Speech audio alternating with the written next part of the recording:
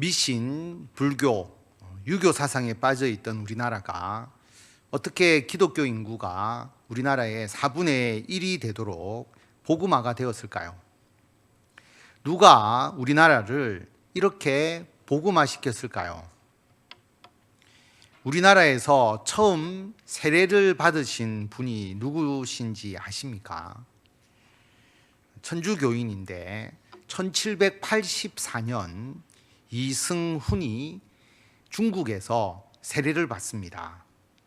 1784년이면 정조 8년입니다. 당시 북경에 있던 서구 선교사들은 이 사건을 아주 놀라워했습니다. 아직 선교사가 가서 선교하지도 않은 나라의 젊은 청년이 자진해서 찾아와서 세례를 받고 천주교인이 된 사례는 로마 가톨릭 사상 유례 없는 일이었기 때문이라고 합니다. 선교의 결과가 아니라 자발적으로 서적을 통해서 신앙을 찾고 한국 최초의 세례교인이 된 이승훈은 세례를 받고 난 후에 성경뿐만 아니라 기하학, 각종 과학 서적, 천주교 자료, 성상, 묵주 등을 가지고 한양으로 돌아왔습니다. 그럼 이승훈이 한국 천주교를 일으켜 세운 사람입니까? 물론 전혀 영향을 끼치지 않았다고 할 수는 없습니다. 분명 천주교 전파에 큰 영향을 미쳤을 것입니다. 그런데 이승훈은 수차례 천주교 신앙을 버리겠다라고 배교를 했던 사람입니다. 유교와 충돌하는 천주교 교리로 인해서 갈등하면서 신앙을 포기하기도 했고, 박해 때문에 천주교 신앙을 포기하겠다고 선언하기도 했습니다. 그러나 마지막은 믿음을 지키고 세례를 받은 지 17년이 되었을 때인 1801년에 순교하셨습니다. 그로부터 82년 후에 1866년 병인 박해가 있었습니다. 1866년 병인 박해부터 1871년까지 5년 동안 약 8,000명의 천주교 신자들이 목숨을 잃은 것으로 알려지고 있습니다. 절두산, 본래는 산의 모양이 누에가 머리를 지켜든 것 같다고 해서 잠두봉이라고 불리던 경치 좋은 한강의 명승지 중에 하나인 곳. 그런데 이 절두산에서 200여 명이 참수형으로 목이 잘리고 시신은 한강에 던져 넣는 집단 처형, 천주교인들을 처형시킨 것이죠. 순교가 벌어졌습니다. 그래서 그 이후에는 머리를 자르는 산이라는 뜻인 절두산으로 불리게 되었습니다. 이곳에 1967년에 천주교 순교 기념관이 완공이 됩니다. 이승훈이 순교하고 난 이후 약 82년이 지났을 때, 이승훈이 세례를 받고 또 순교하고 난 이후에 약 80년이 지나고 난 이후에 순교자가 8,000명이 될 정도로 천주교가 성장했음을 알 수가 있습니다. 그러나 엄청난 박해로 인해서 천주교가 우리나라 사회에 전파되고 뿌리 내리기가 매우 어려운 상황이었습니다. 병인 박해가 있고 난 이후에 19년이 지났을 즈음에 1885년 4월 2일 날 최초의 장로교 선교사인 언더우드 선교사가 우리 부산항에 입항하고 그리고 인천을 거쳐서 서울에 도착을 합니다. 당시에는 기독교 전도가 허락되지 않았기 때문에 처음에 언더우드 선교사는 제중원에서 물리와 화학을 가르치는 교사가 되었습니다. 언더우드 선교사는 성서번역위원회 초대 위원장을 하셨고 선교사 아펜젤로와 함께 마가복음을 한글로 번역하여서 출간하셨습니다. 교육에 열심을 다하셔서 현재의 경신중고등학교 그리고 현재 연세대학교, 연희전문학교를 설립하셨습니다. 그리고 1887년에 우리나라의 첫 장로교회인 정동교회, 지금은 세문안 교회이죠. 그 교회를 설립하셨습니다. 그럼 언더우드 선교사에 의해서 한국이 복음화 되었습니까? 우리나라의 복음화에 언더우드 선교사가 큰 영향을 미친 것은 사실이지만 우리나라 복음화가 언더우드 선교사 사역의 결과라고 할 수는 없습니다. 언더우드 선교사는 아주 지극히 작은 일부분만을 담당했습니다. 언더우드 선교사가 복음을 전할 당시 한국의 상황은 어떠했을까요? 언더우드 선교사가 우리나라에 첫 발을 내디딘 후 10년 후인 1985년에 여러분이 잘 아는 단발령이 시행되었습니다. 을미개혁이죠. 을미개혁에는 여러 가지가 있지만 대표적인 것이 태양력을 사용하도록 하는 것, 그리고 단발령인데요.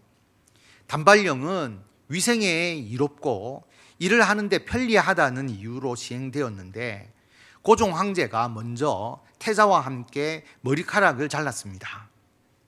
그런데 문제가 된 것은 서울 안에 있는 사람들의 상투를 강제적으로 잘랐다라고 하는 것이죠. 당시에 상투의 의미가 얼마나 중요했습니까? 유교를 숭배한 조선시대 때에 상투는 혼인하였거나 관례, 성인식을 거친 남성의 상징이었습니다. 또한 유교 경전 중에 하나인 효경의 신체 발부수지 부모에게서 받은 그 머리카락, 그 신체를 훼손하지 않고 지키는 것이 효의 시작이다, 이렇게 이해되었습니다. 그런데 강제로 상투를 자르라고 하니까 불효를 하는 것이고 남성의 상징이 잘려나가는 수치를 겪는 것이고 유교의 근본을 흔드는 것이고 나라의 근간이 무너지는 것으로 여겼던 것입니다. 그래서 단발령이 전국적으로 반포되고 실제로 강제로 시행되니까 각지에서 반발이 일어납니다. 단발령 때문에 숨어버리는 사람도 있고 강제로 잘린 상투를 소매에 넣고 대성통곡하기도 하고 단발령에 반대하여서 낙향하는 관료도 있었고 관료는 의무적으로 단발을 해야 되니까 수많은 상소가 올라갔습니다. 특히 최익현은 내 목은 자를 수 있어도 내 머리카락은 자를 수 없다, 그러며 단발령에 적극 반발한 것을 여러분이 잘 아실 것입니다. 단발령은 강력한 반대에 부딪혀서 결국 고종은 단발령의 강제 시행을 철회하고 각자의 자율에 맡기게 됩니다. 지금은 오히려 머리를 자르지 말고 상투를 틀으라고 하면 다 반발할 것인데 그때는 그 정도였습니다. 언더우드 선교사가 우리나라에 와서 복음을 전한 10년 후에도 우리나라는 상투를 자르는 것을 목숨 걸고 반대하던 때입니다. 선교사가 복음을 전한다고 기독교가 우리나라에 쉽게 받아들일 수 있는 상황이 아님을 알 수가 있습니다. 최초의 장로교 선교사인 언더우드 선교사가 우리나라에 오고 나서 18년 후인 1903년에 원산 대부흥 운동이 있었습니다. 우리가 흔히 부흥이라고 하면 전도되어서 많은 사람이 늘었구나, 기독교인이 많이 늘어나는 기독교 교세의 성장으로 이해하기가 쉽습니다. 그런데 그렇지 않습니다. 대부흥 운동의 핵심은 회개입니다. 하나님과의 관계 회복입니다. 따라서 대부흥 운동의 두드러진 특징은 통렬한 죄의 고백, 도덕성의 회복, 영적 각성입니다. 원산 대부흥 운동, 이어서 평양 대부흥 운동의 기틀을 마련한 분이 로버트 하디 선교사입니다. 젊었을 때의 사진과 또 연세가 있을 때의 사진을 같이 제가 보여드리는데, 부산에 거주한 최초의 서양인 가족, 아내와 두 딸이 부산에 거주를 하셨습니다. 이 의사이셨고요. 이 하디 선교사는 장로회와 감리회 선교사들과 함께 1903년 8월 24일부터 일주일 동안 원산에서 성경 공부를 겸한 기도회를 가지게 됩니다. 기도회를 인도하던 하디 선교사는 성령 충만을 경험하면서 사람들 앞에서 자기의 죄를 회개하기 시작합니다. 그동안 자신이 의사이고 서양인이라는 그 교만 때문에 한국인을 무시하고 내가 태만하게 사역하였습니다. 자신의 교만과 나태를 사람들 앞에서 회개하였습니다. 하디 선교사에게서부터 시작된 죄의 고백이 점차 한국인들에게 퍼져나가기 시작합니다. 많은 성도들이 회심을 경험하였고 성령의 은혜와 능력 속에서 거룩한 삶을 추구하는 일이 지속적으로 발생했습니다. 이것이 1903년 원산 대부흥운동입니다. 그리고 4년 후인 1907년에 평양 대부흥운동이 있게 됩니다. 그런데 이것이 1907년에 갑자기 이루어진 것이 아닙니다. 원산에서 대부흥운동이 일어났다라는 소식을 들은 평양의 선교사들이 1906년 8월 원산 대부흥운동을 이끄신 하디 선교사를 사경회, 부흥회라고 하죠. 그 사경회의 강사로 초청하여서 그 부흥회를 열게 됩니다.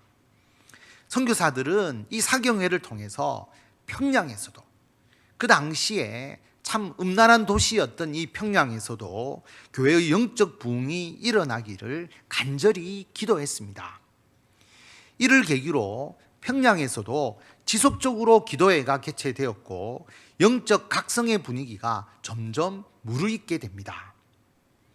1907년 1월 2일부터 15일까지 있었던 평양 장대연 교회에서 열린 신앙 사경회에서 평양 대부흥이 폭발하게 됩니다.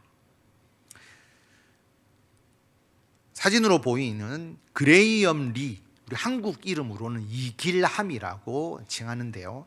이 그레이엄 리 선교사가 평양 대부흥 운동에서 가장 강력한 역할을 하신 분입니다. 평양에서 선교 활동을 하고 평양 장대연 교회를 개척하신 선교사입니다. 1월 14일 월요일 저녁 집회에서 설교가 끝난 이후에 이 그레이엄 리 선교사님께서 성령의 임재를 사모하면서 통성으로 기도하자라고 하였습니다. 기도회가 계속됩니다. 밤이 너무 늦어서 집으로 돌아가기를 원하는 900명은 집으로 가도록 돌려보낸 후에 그 남은 600명이 새벽 2시까지 기도하는 중에 강력한 성령의 임재가 일어납니다. 그들은 자신들의 죄를 통회하고 자복하면서 기도했습니다. 그때 길성주 장로가 자신의 죄를 고백합니다. 나중에 목사님이 되셨지만 이때는 목사님이 아니었고요. 이분은 시각장애인이죠. 시력이 완전하지 않으신 분입니다. 그런데 이 길선주 목사님은 우리나라에서 새벽 기도를 시작하신 분이죠. 한국의 새벽 기도는 이분으로부터 시작되었습니다. 우리나라 최초 장로교 목사님 7분 중에 한 분이 되시고 위대한 설교자로서 한국교회의 부흥에 크게 기여하신 분입니다. 이 길선주 장로님이 1월 14일 밤 그 사경의 기도회에서 성령 충만함을 받습니다. 그리고 성도들 앞에서 자신의 죄를 회개합니다.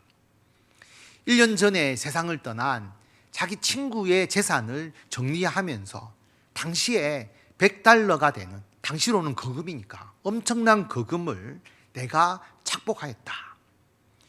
자신만이 알고 있는 은밀한 죄였는데 성령께서 그의 심령을 비추니까 견딜 수가 없었습니다. 길성주 장로는 자신이 아간, 여리고성을 점령할 때 탈취물을 숨긴 죄로 하나님의 심판을 받았던 그 아간이라면서 많은 회중들 앞에서 공개적으로 자신의 죄를 토로했습니다. 그 다음날 15일 사경회에서도 성도들의 공개적인 회개가 줄을 이었는데 살인, 간음, 증오, 차마 공개할 수 없는 죄들이 고백되었습니다. 이런 평양 대부흥운동에 기도와 회개의 열기가 전국적으로 확산되었습니다. 이런 대부흥운동에 불길이 번져가면서 성도들 간에 변화가 생기게 됩니다. 성도들의 윤리적인 의식이 성장했습니다. 여러분, 당시만 해도 예수님 믿은 초기이잖아요. 그러다 보니까 처음에는 죄라는 것을 단지 살인, 간음, 절도, 거짓말 같은 기존의 죄만을 생각했습니다. 그런데 성령의 임재를 경험하니까 축첩, 첩을 두는 것, 노비를 두는 것, 제사를 지내는 것, 주수를 믿고 행하는 것, 이전에는 죄로 보지 않던 것, 당연한 일종의 문화로 생각했던 것을 새롭게 죄로 인식하기 시작했습니다. 이렇게 새로 인식된 죄들은 유교적 관습, 당시 사회에서는 일반적인 것이라고 여겨지는 것이었습니다. 그런데 기독교 신앙에 의해서 그리스도인들이 당시 우리나라의 사회 문화와 제도, 윤리의 문제점을 새로운 눈으로 바라보면서 비판할 수 있는 기독교 윤리적 안목이 생긴 것입니다. 이것은 오직 성령의 역사에 의해서 이루어졌습니다. 그리고 성령 체험을 통해서 성도들이 머리가 아니라 심장이 뜨거워지는 비로소 참된 그리스도인이 되었습니다. 기독교가 한국에 처음 전파될 때 사회의 엘리트들은 민족이 서구의 문물을 빨리 받아들여서 부강해지기를 바라는 마음으로, 그리고 일본으로부터 자유 독립을 위해서 기독교 신앙을 가졌습니다. 일반 백성들은 탐관오리로부터 생명과 재산을 보호받기 위해서 기독교에 들어왔고, 교회에 가면 서양이 보호해 줄 것이다, 이렇게 생각한 것이죠. 그리고 정말 가난했던 사람들은 교회에 가면 먹을 것 준다라는 소문에 교회를 찾아왔습니다. 어떤 사람들은 노골적으로 교회를 나오는 대가로 돈을 요구하기도 했다고 합니다. 여러분, 이런 성도들이 많아지면 아무리 교인의 수가 늘어난 듯 교회가 복음의 영향력을 가지기가 어렵습니다. 그런 상황에서 발생한 대규모의 성령 체험은 우리나라 기독교인들이 비로소 기독교가 어떤 종교인지 깊이 맛보고 깨닫는 계기가 되었습니다. 하나님을 머리로만 납득하는 것을 넘어서서 가슴과 심장으로 만나게 되면서 기독교 신앙의 본연의 깊이에 도달하게 된 것입니다. 여러분, 우리나라 기독교가, 우리 그리스도인들이 어떻게 일제강점기에 그토록 엄청난 박해를 이겨낼 수 있었을까? 1903년 원산 대붕, 1907년 평양 대붕이 있었기 때문입니다. 성령의 역사로 인한 진실된 회개와 성령 임재의 경험으로 인한 신앙의 확신이 있었기에 그 엄청난 박해를 이기고 신앙을 지킬 수 있는 능력을 가질 수 있었던 것입니다. 성도 여러분, 한국교회의 붕은 사람이 아니라 하나님께서 이루셨습니다. 마가복음 4장 26절에 보면 하나님의 나라는 사람이 씨를 땅에 뿌림과 같다. 씨 뿌린 사람이 밤낮 자고 깨고 하는 중에 씨가 날아서 자라는데 어떻게 씨가 자라서 싹이 되고 그리고 자라나는지를 그는 알지 못한다라고 하는 것입니다. 하나님의 나라는 사람이 씨를 땅에 뿌리는 것과 같습니다. 선교사가 선교를 하고 그리스도인들이 복음을 전하면 마치 땅에 씨를 뿌리는 것과 같은 것이죠. 그런데 사람이 씨를 뿌리고 그 씨가 싹이 나고 자라는 것을 눈으로 보기는 하지만 어떻게 싹이 나고 어떻게 자라는지를 구체적으로는 알지 못합니다. 씨를 뿌려 놓으면 사람이 싹이 나게 하는 것이 아니죠. 사람이 어떻게 하지 않아도 씨가 납니다. 자라납니다. 이것은 씨의 생명에 의해서 이루어지는 것입니다. 우리나라가 어떻게 이렇게 복음화되었는가? 오늘 설교에서 기독교 역사에서 중요한 몇 분과 몇 가지 사건을 말씀드렸지만 이것이 우리나라가 복음화된 이유라고 할 수는 없습니다. 누가 우리나라를 이토록 복음화했는지, 어떻게 복음이 뿌리 내리기에 척박하고 메마른 그리고 삭막한 우리나라에 이렇게 복음의 역사가 강하게 일어날 수 있었는지, 이것은 어떤 사람, 어떤 사건만으로 설명할 수가 없습니다. 우리나라의 복음화는 오직 성령 하나님께서 이루신 역사입니다. 성도 여러분, 우리가 전도하고 선교하고 사람이 복음을 전하는 것 같지만 복음이 전파되는 것은 하나님께서 하시는 일입니다. 복음의 역사와 하나님 나라의 열매는 오직 하나님께서 하신 일입니다. 믿으십니까? 저도 여러분도 나의 힘으로, 우리의 힘으로 복음 전파, 전도, 교회의 부흥, 하나님 나라의 역사를 이루겠다라고 생각하면 교만입니다.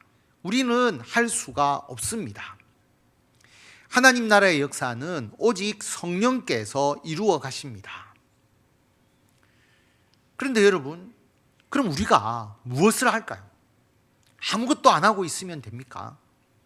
혹시 이렇게 생각하십니까? 내가 한 명 전도한다고 교회가 성장하냐?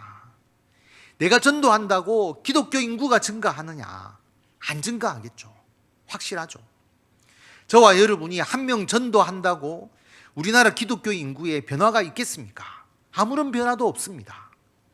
쉽게 말씀드리면 제가 마당에 물 한 바가지를 쏟는다고 비가 내리지 않습니다. 우리 교회 모든 성도가 마당에 물 한 바가지를 부어도 비가 내리지 않습니다. 우리 국민 모두가 물 한 바가지를 부어도 비는 내리지 않습니다. 아무리 개인이 노력을 해도 비를 내리게 할 수는 없습니다. 이것은 개인의 능력을 벗어나는 일입니다. 그러므로 비가 내리는 것도 사람이 아니라 하나님께서 주관하시는 일입니다. 마찬가지로 내가 한 명 전도한다고 기독교 인구의 상황이 바뀌지 않습니다. 맞죠? 물론 하나님이 하셔야 합니다. 그러면 우리가 해야 될 일은 아무것도 없을까요? 오늘 말씀은 이스라엘이 바벨론 포로에서 해방되었을 때의 감격을 노래한 시편입니다. 이스라엘이 우상 숭배에 빠지자 하나님께서 바벨론에 의해서 이스라엘, 남유다가 패망하게 하십니다. 많은 이스라엘 백성들이 바벨론으로 포로로 끌려갑니다.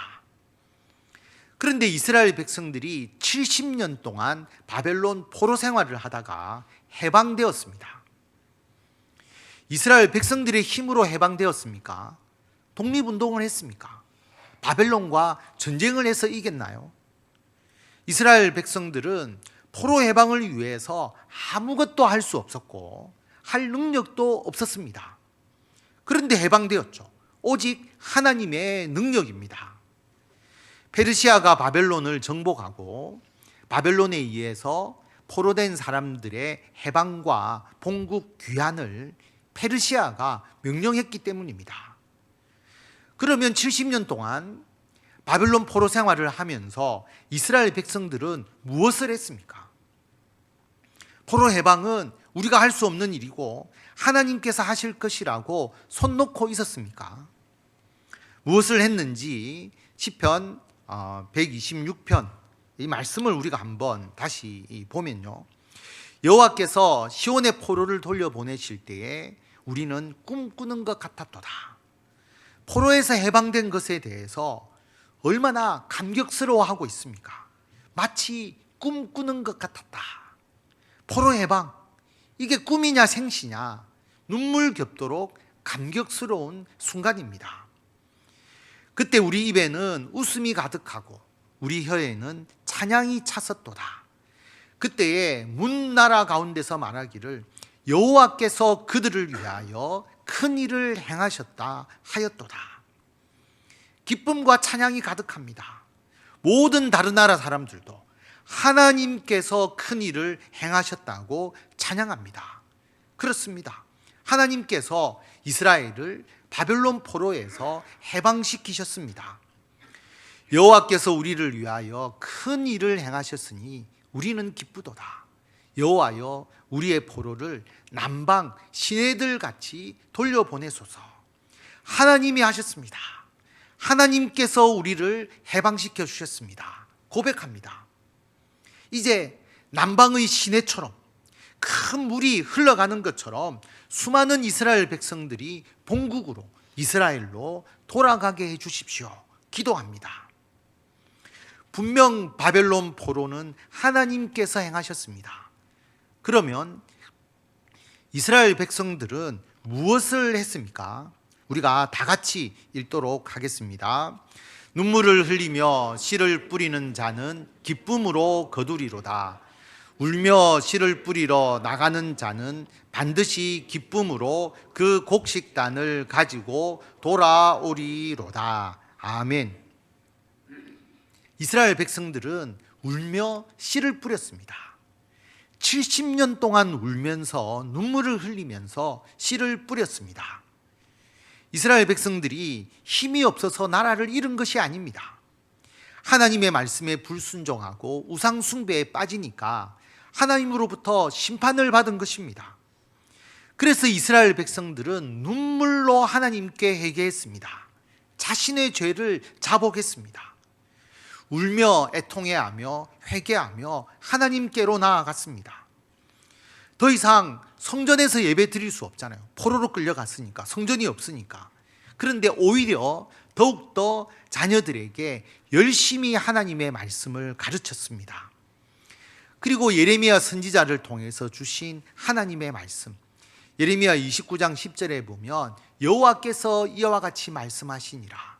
바벨론에서 70년이 차면 내가 너희를 돌보고 나의 선한 말을 너희에게 성취하여 너희를 이곳으로 돌아오게 하리라. 70년이 차면 바벨론 포로에서 해방되어서 돌아오게 할 것이라는 하나님의 약속을 믿었습니다. 그 믿음으로 나라의 해방을 위해서 70년 동안 눈물로 기도했습니다. 해방될 것을 믿으면서 눈물을 흘리면서 다음 세대에게 하나님의 말씀을 교육했습니다. 성도 여러분, 해방되려면 70년을 기다려야 합니다. 포로 해방에 대한 믿음이 없다면, 언제 해방될지도 몰랐다면 70년이라는 긴 세월, 한 세대가 지나가고 두 세대가 지나가야 되잖아요. 그 긴 세월 동안 포로 생활을 하다 보면 자포자기하거나 그리고 바벨론에 동화되어 버렸을 것입니다. 그런데 하나님의 말씀에 대한 확신을 가지고 포로 귀환, 본국 귀환을 굳게 믿으니까 70년 동안 바벨론에 동화되지 않고 하나님의 말씀을 붙잡으면서 말씀을 지키고 다음 세대에게 말씀을 가르치면서 교육했습니다. 이게 포로 생활을 하면서 쉬운 일이겠습니까? 수많은 고통과 어려움이 있었습니다. 그래서 눈물로 기도했습니다. 울면서 말씀과 기도에 씨를 뿌렸습니다. 그 결과 바벨론 포로에서 해방되는 감격을 누릴 수 있었습니다. 하나님께서 하신 일입니다. 고백하며 찬송할 수 있었습니다. 우리나라의 복음화도 마찬가지입니다. 선교사와 우리 신앙의 선조들은 이 척박한 한국 땅에 어떻게 복음이 전파될 수 있어? 안 돼. 낭망하거나 절망하지 않았습니다. 성령은 복음을 전파하는 선교사들과 처음 예수님을 믿은 우리 신앙의 선조에게 우리나라의 복음화에 대한 믿음을 주셨습니다. 1903년 원산 대부흥운동, 1907년 평양 대부흥운동을 통해서 성령의 임재에 의한 진실된 회개의 역사를 이루셨습니다. 죄를 회개하면서 그들은 복음으로 우리나라가 변화되어야 한다는 것을 확신하게 되었습니다. 미신과 불교, 유교 문화로 인한 사회적 병폐와 문제점이 하나님 앞에서 죄임을 깨닫고 예수 그리스도의 복음으로 우리나라 백성들이 깨어나고 이 땅이 변화되어야 함을 확신했습니다. 그런 믿음이 있기에 그들은 그렇게 고통스러운 핍박 가운데서도 울며 하나님의 말씀과 기도의 씨를 뿌렸습니다. 우리 신앙의 선배들이 눈물로 피로 뿌린 그 씨가 성령의 역사로 열매를 맺은 것입니다. 우리가 그 복음의 은총을 받아 누리고 있습니다. 성도 여러분, 지금 전도도 힘들고 저출산 고령화로 인해서 교회 학교는 줄어들고 기독교 인구가 점차 줄어들고 한국 교회는 위기라고 말합니다. 여러분 정말 그렇게 생각하십니까?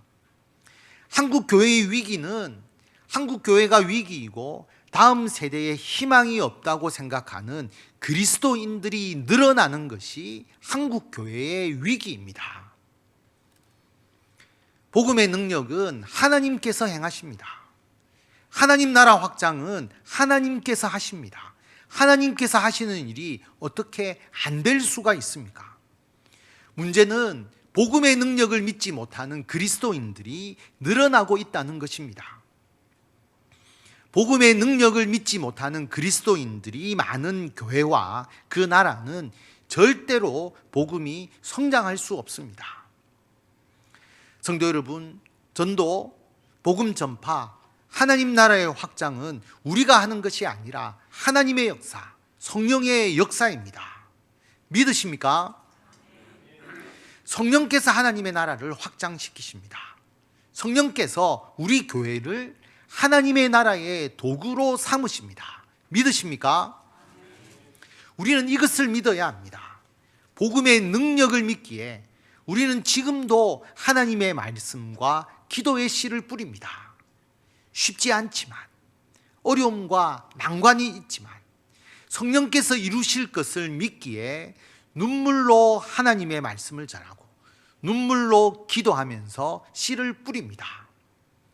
이 믿음이 있기에 이슬람 국가에도 불교 국가에도 공산주의 국가에도 선교사들이 들어가서 복음을 전하고 수많은 그리스도인들이 복음을 위해서 헌신하고 있습니다.